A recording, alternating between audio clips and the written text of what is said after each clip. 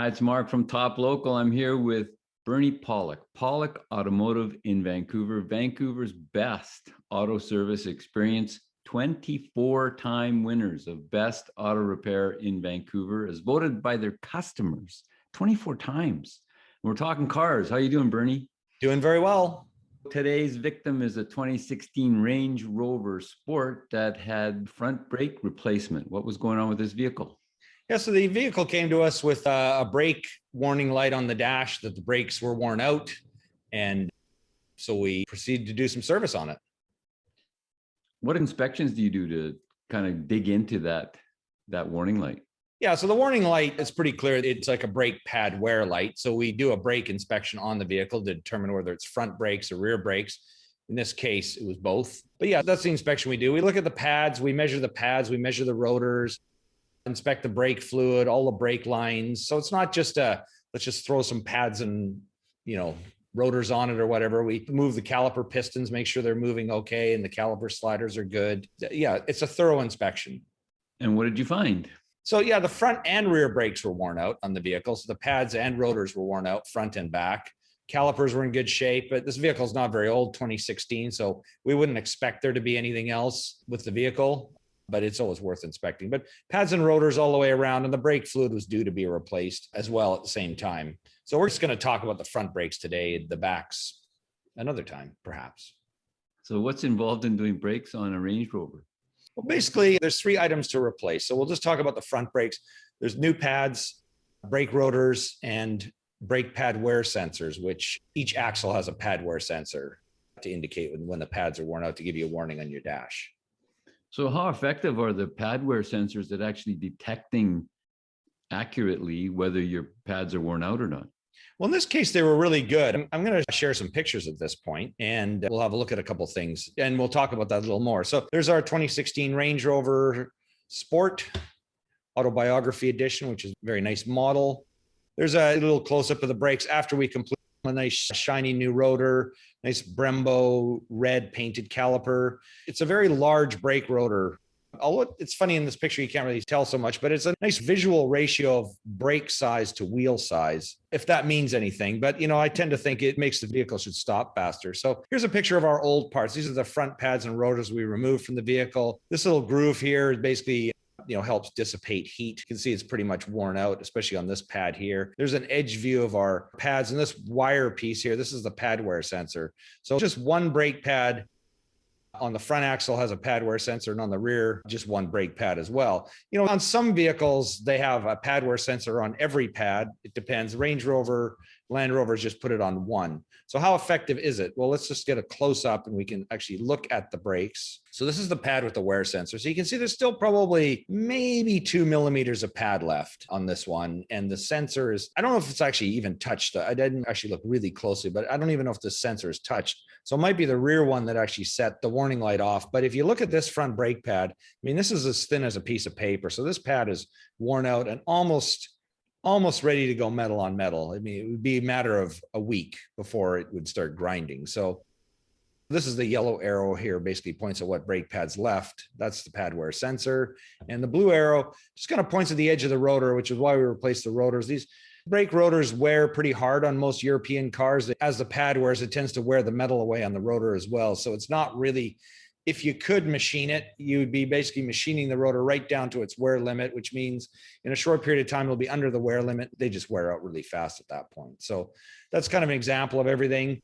I'd say, the downside of pad wear sensors when you have it on one brake pad is it doesn't monitor all the pads. So as you can see, there's quite a discrepancy between these two brake pads here. If you look how thick that is and how thin that one is. So sometimes, the brakes could wear to the point where they'll start grinding and the pad wear warning light hasn't come on. But of course, once it grinds, you need to do some service. You just want to do it before that point.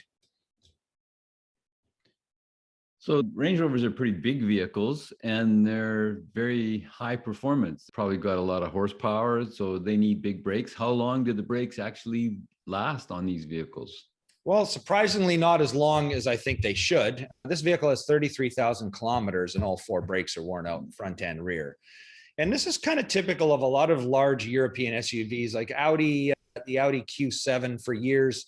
you'd be lucky to get 25,000 Ks out of a set of brake pads. The newer Q7s are much better. They've reformulated the brakes somehow, and they tend to last at least 50 now. So that's a good thing. I think 50 is pretty decent for a set of brakes, but like 33 seems a little on the low side. And I've seen Range Rovers go up to 50, but you can sort of expect between 30 and 50 Ks, you're going to go through a set of brakes. And I've said before in other podcasts, it does surprise me because, I mean, they are a heavy vehicle. They've got a lot of horsepower, but they have a huge brake. I mean, these brakes are bigger than you find on a lot of, they're the size of what you find on a 1-ton pickup truck. And it's often the 1-ton pickup truck brakes on an American vehicle will last 100 Ks. So it's rather surprising that these don't last as long. But somehow I think in the formulations of pad materials and the rotor materials, they want to go for comfortable brakes. So they probably put a slightly softer material in everything. So does that mean that the brakes are more effective so that your stopping power is a little higher? Or does it mean they don't squeak as much? Or why would they go with a softer material? I think it's a combination of both. Now, even while I'm saying softer material, you'd think that wouldn't be so hard on the rotor. So because generally a softer brake pad isn't going to wear the rotor metal so hard. But yeah, usually like a softer material will prevent squeaks and it'll grab better. But of course, if you're doing high-speed braking, you don't want something that's too soft. So there's a lot of science that goes into brake pad and brake pad materials to get it right. If you've ever driven down a steep road for a long time, brakes get extremely hot. Yeah, super hot. And I can't say enough about pumping your brakes, put them on, slow down, then let your foot off the brake, let them cool down. It's really important. Don't ever go down a steep hill with your foot on the brake all the time, because you might find that you don't have any brakes. I've actually almost experienced that once in a car, and it was a little bit scary. It's more than scary. Yeah, more than scary. Yeah. So you service a lot of Range Rovers at your shop. How are the 2016s for reliability? So far, they seem good.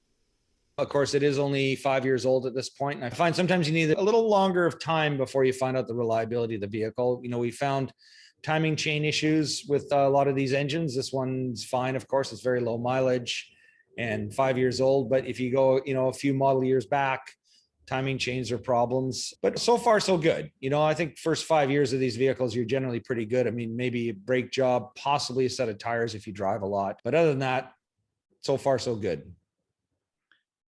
If you need service for your Range Rover in Vancouver, the guys to see are Pawlik Automotive. You can reach them at 604-327-7112 to book your appointment, or go to the website, pawlikautomotive.com. You can book your appointment online, and they'll get in touch with you, get the details, get ready for you to come in.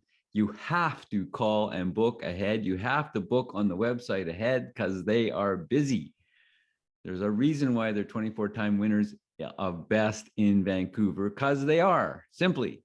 So check out the YouTube channel, Pawlik Auto Repair. We've got hundreds, literally, not exaggerating, hundreds of videos on there, close to 1,000 actually. Or check out the website, pawlikautomotive.com. Everything's there, transcripts, etc.